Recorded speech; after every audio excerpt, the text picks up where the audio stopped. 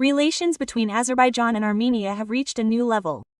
A meeting was held in Abu Dhabi between Azerbaijani President Ilham Aliyev and Armenian Prime Minister Nikol Pashinyan. The parties agreed on the text of a peace agreement following the fighting in Nagorno-Karabakh, over which Azerbaijan has restored sovereignty. They confirmed their readiness to conclude a peace treaty, securing the main agreements. The talks lasted more than 4 hours.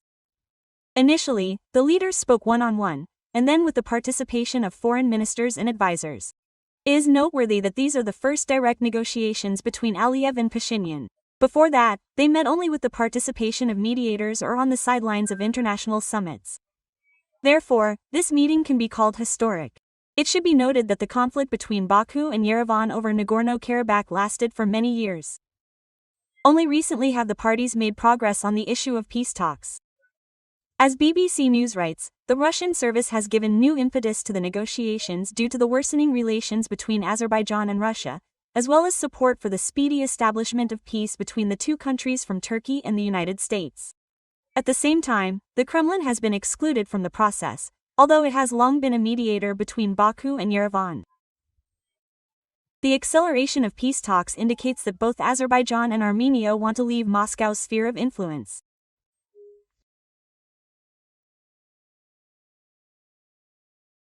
Being a Russian, and especially a Russian, has become very difficult. Wherever you go, everyone wants to spit in your face or at least on your back. Most of these people want to do this in neighboring and once friendly countries. Moscow, under the control of a pale geostrategist, has managed to quarrel with literally everyone around. There is no point in even discussing the attitude towards Russians in Ukraine, Moldova, Georgia and the Baltic countries. They are hated there, and in Ukraine they are also destroyed. But now some of our lovers are openly hated even in places where the Kremlin least expected. In Armenia, Azerbaijan and Kazakhstan, Russians have become, to put it mildly, undesirable specials. Well, what we see is, well, a total moral and political fiasco of Russia and its policies, and on a historical scale. What we see now is, well, just a manifestation of all this. Russia has had enough of everyone. Everyone is fed up with Russia's aggressive and openly xenophobic behavior. The megalomania of the Russians, who have appointed themselves the elder brother of all the others, was previously perceived as a mild form of schizophrenia and treated as a city madman. Well, how else can you react to the statement that there are no other peoples except Russians?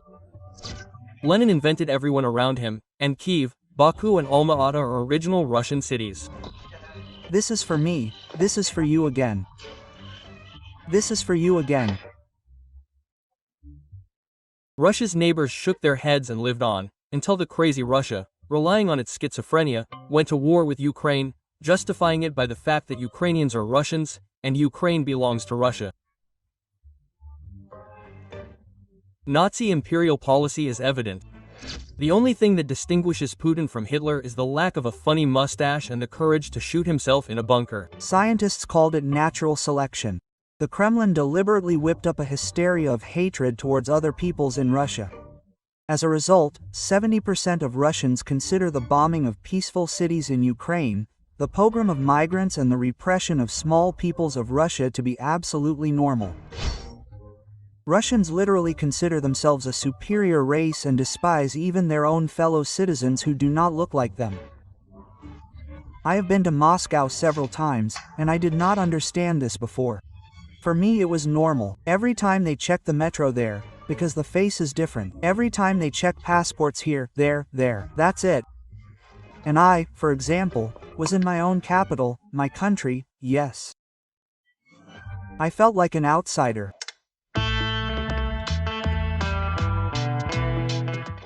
Russia lives in a paradigm of clichés. Ukrainians are givers, Azerbaijanis are criminals, Armenians are ungrateful, Chukchi are stupid, Tajiks are newcomers, and Tatars are little better than uninvited guests.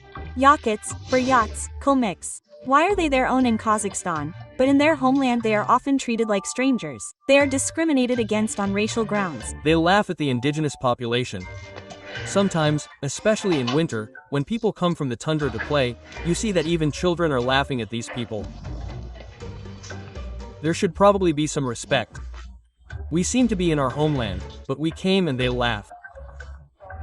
That's why the children stopped wearing national clothes and stopped speaking their native language.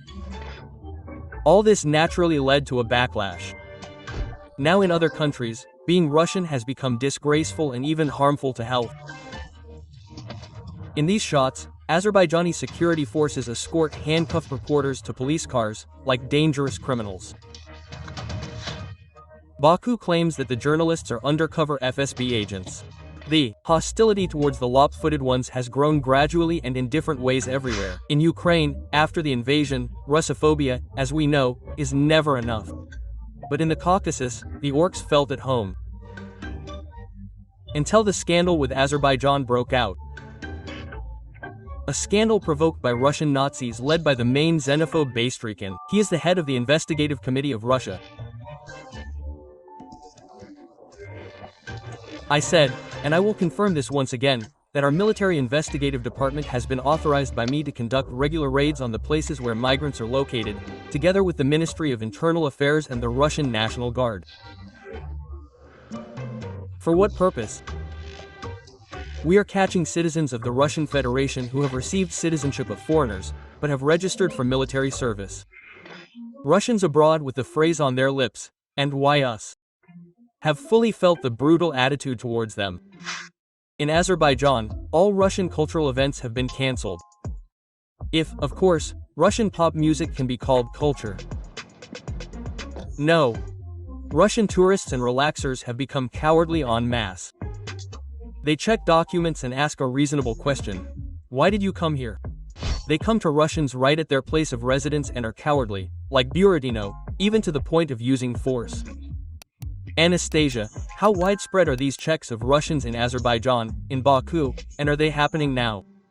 It is difficult to say what the total number of such checks is. We have received 6 requests, but obviously there are more, but I think there are many times more. That is, force was used, as you write, in 2 cases, that is, in 2 out of 6. That is, this is a very large percentage in fact. Oh, yes. But I would say that those cases where force was not used also did not take place in the most comfortable environment. Some people will find these actions harsh and inhumane, but these are just mirror responses to the atrocities of the Nazis in Russia. There is now zero tolerance for Russians. Azerbaijani law enforcement officers have even opened a criminal case against Russian cops involved in the pogroms and murder of Azerbaijanis. In fact, this is a criminal case against the Russian state apparatus. I have no doubt that this is an order from above. Azerbaijanis need to be taught a lesson, because similar actions took place in other cities of Russia. Well, in particular, in Voronezh, there were 300, that is, Azerbaijanis, the market was destroyed, arrests were made. It's just that in some places, I think, the fascist nature of these structures has been added. In Armenia, the Russians now also have a big fat target on their foreheads. After the Kremlin tried to stage a coup d'état in Yerevan to overthrow the inconvenient Pashinian, the Armenians took on lovers of the Russian world in earnest. There was a wave of arrests of pro-Moscow priests and businessmen. In fact, we are seeing a picture where a number of higher hierarchical apostolic churches are also part of this entire hybrid war that Russia is waging against the Republic of Armenia. There have been no mass deportations of Russians yet, but they have already begun to be thrown out of Armenia in specific places. The first to be thrown on a suitcase were the well-known imperial chauvinists. Former Russian Senator Franz Klintsevich was denied even 1 foot on Armenian soil. I was detained and told I was not allowed to enter. I was extremely surprised. I have always considered Armenia my favorite country. I have many friends, I have always defended Armenia. And this upset me a little. The events that are happening, they are, of course, internal Armenian, they are also wrong. Who are you? I did not invite you. Go. Anyway, Putin's phrase about the leg of the Russian soldier finally sobered up many. We hope that Yerevan's next step will be the liquidation of the Russian military base in Gyumri. Moreover, Armenians have already held mass protests several times demanding the closure of this Kremlin scumbag. The first time the base was almost demolished was in 2015, when a Russian soldier escaped from his unit and shot an entire Armenian family. Then it shook the whole country.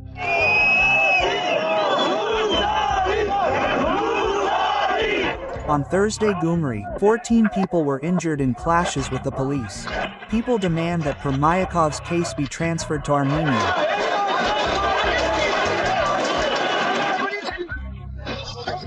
Protests were held in Yerevan near the Russian embassy and near the administration of President Sarkisyan. Where there is a Russian soldier, there is death and grief. Unfortunately, Moscow managed to ignore the opinion of the Armenian people and maintain its presence, but the aftertaste, as they say, remained. The second time the Armenians stormed the base in Gyumri was in 2023. They were outraged by the inaction of the so-called peacekeepers in the conflict with Azerbaijan. In Armenia, a mass protest was held near the Russian military base in the city of Gyumri demanding that the Russian army leave the country. The military was accused of aiding Azerbaijan in the conflict and failing to fulfill the agreement on maintaining peace in the Caucasus region.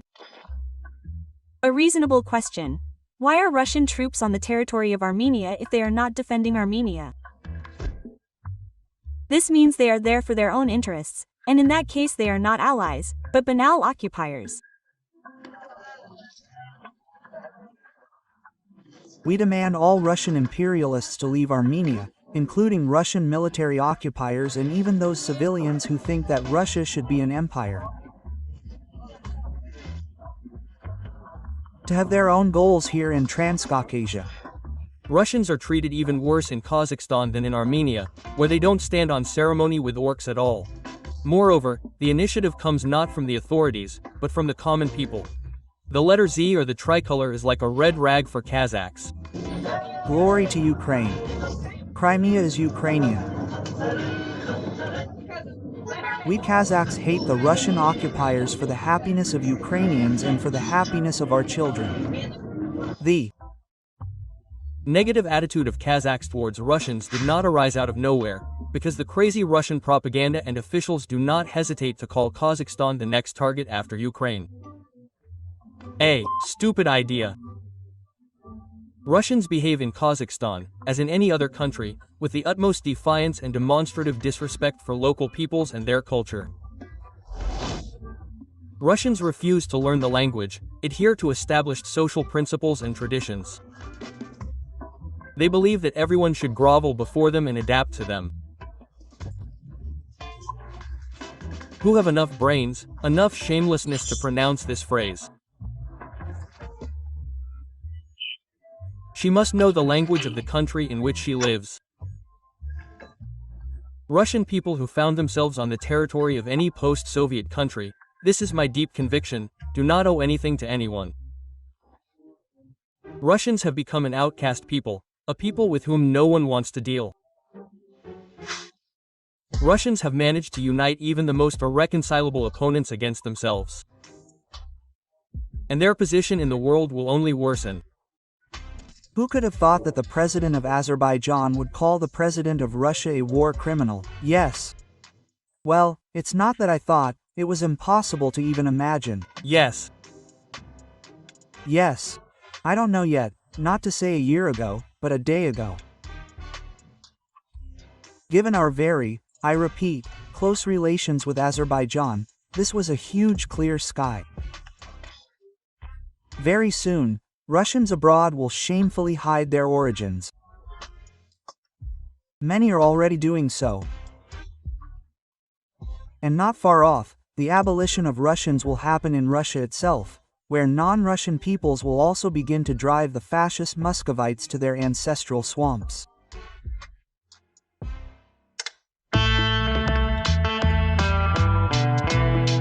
I would like to remind you that this video is created for entertainment purposes and contains elements of satire and irony.